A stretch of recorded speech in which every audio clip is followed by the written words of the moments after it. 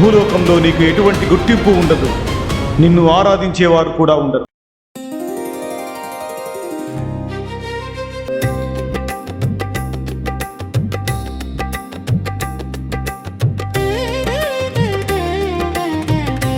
శంకర, లోక కళ్యాణార్థినే వచ్చిన మా రాకను గుర్తించక మమ్ము నిర్లక్ష్యం చేసినందుకు భూలోకంలో నీ నిజ రూపానికి కాకుండా నీ నిరాకారంలోకి పూజలు జరుగుగాక.